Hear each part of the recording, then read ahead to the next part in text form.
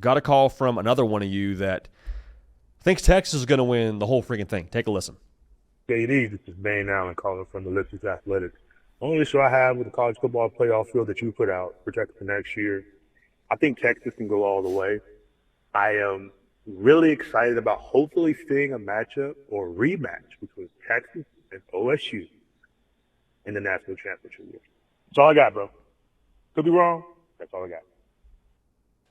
Let me start with this. That would be fun. Texas, Ohio State, little bookends action. They play in week 1. They play the last game of the season in Miami. Like that, I'd be all the way here for that. Understand this. I hear you.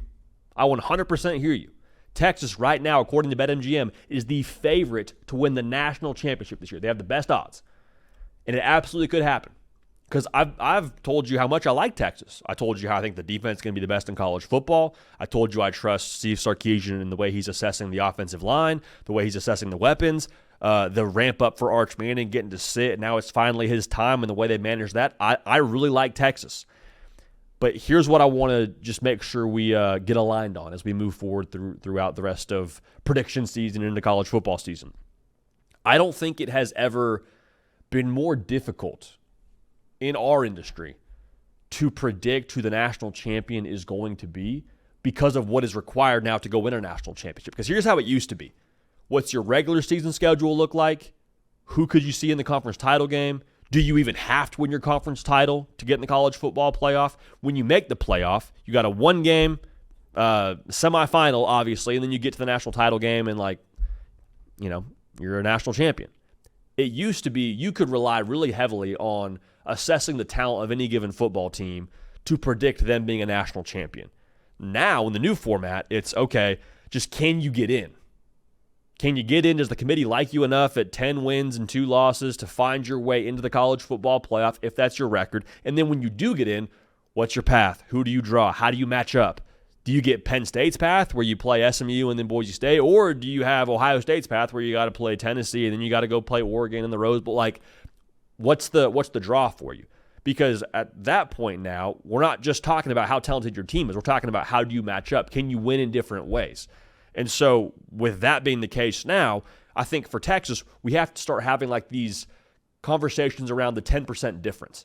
Because if you're winning the national championship, and I think Texas is very much so warranted in being in this discussion, you're talking about a 10% difference of really good, making the playoff to going on a run, winning the national championship. That's the 10% difference. The 10% difference to me for Texas comes back to Arch Manning, comes back to who you have at quarterback. And I've said this now for a long time, really since we got into this new format of the college football playoff.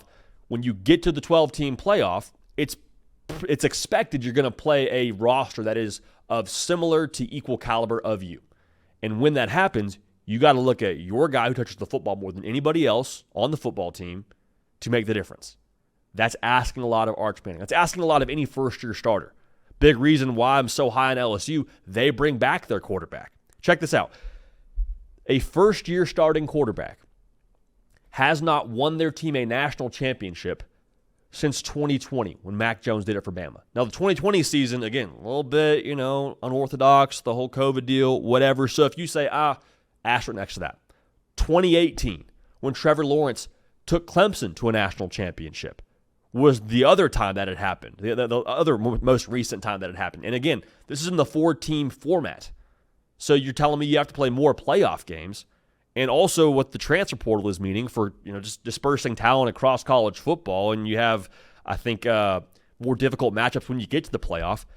It's going to be really, really hard, I think, for a first-year starting quarterback to lead their team to a national championship. I'm not saying Arch can't do it. I've told you I'm very high on him. I think he's going to be great. If he ends up having it all click for him in the month of December, and he's at that point playing at the peak of his powers, then awesome. Texas has every chance to go win a national championship. Definitely could and maybe will happen.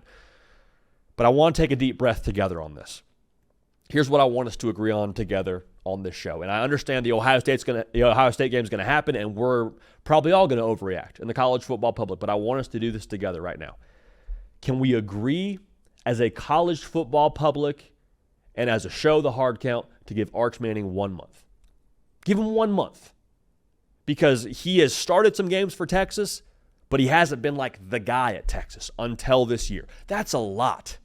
And I know the last name's Manning. I know the hype is there. I know he's had time to sit, and I love all of that. But, like, can we just give it a second to bake before we say he's going to take Texas to win the national championship, or he's going to win the Heisman Trophy, going to be the first-round pick of the number one overall pick in next year's draft. He's going to bring Nick Saban out of retirement. Can we all just chill for, like, a 4-week stretch? Give it 4 weeks. Let me see the Ohio State game.